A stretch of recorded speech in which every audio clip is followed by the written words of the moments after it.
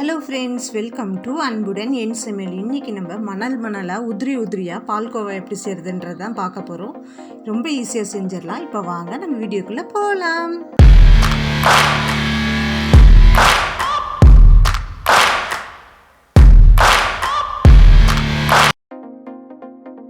இன்றைக்கி 1 லிட்டர் பால் எடுத்துக்கிறேன். ஆவின் பால் எடுத்துக்கிறேன். நீங்கள் பசும்பால் இருந்தால் பசும்பால் கூட எடுத்துக்கலாம்.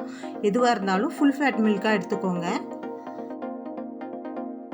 நான் இதை ஒரு நான்ஸ்டிக் பேனில் சேர்த்துக்கிறேன்.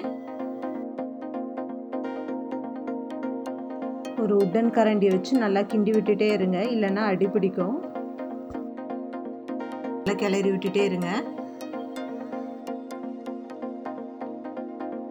பால் பொங்குனதும் மேலே படிகிற ஆடையை நம்ம எடுத்து விடணும்.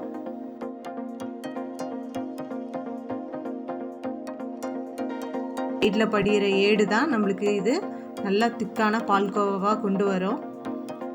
அதனால் நல்லா ஒரு உட்டன் கரண்டியாக வச்சு சைடில் வர்றதெல்லாம் நல்லா எடுத்து விடுங்க.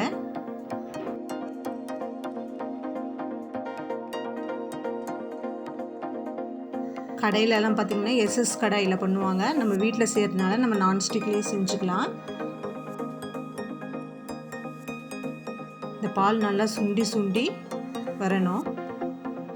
1 லிட்டர் பால் பார்த்திங்கன்னா நம்மளுக்கு 100லேருந்து 150 கிராம் போல் தான் நம்மளுக்கு பால்கோவா கிடைக்கும்.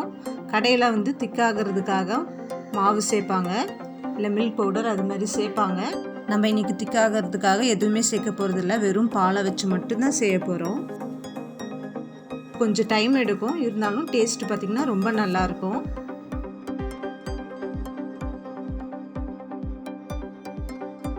நல்லா திக்காக இருக்குது.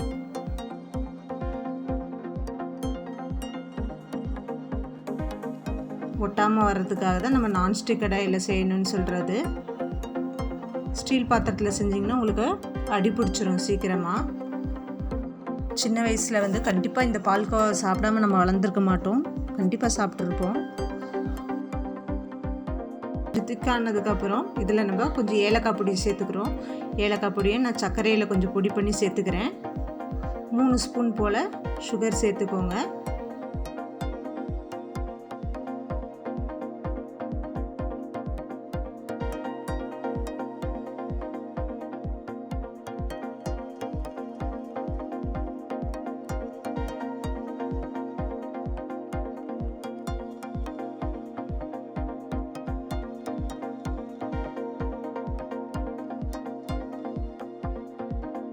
இப்போ இது கூட நான் 1/4 ஸ்பூன் போல் நெய் சேர்த்துக்கிறேன், ஒட்டாமல் வர்றதுக்காக.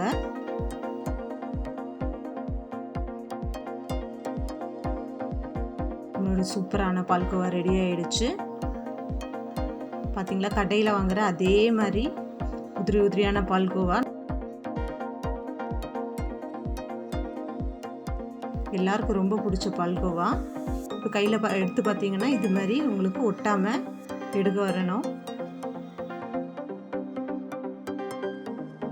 டேஸ்ட் பண்ணி பார்ப்போம்.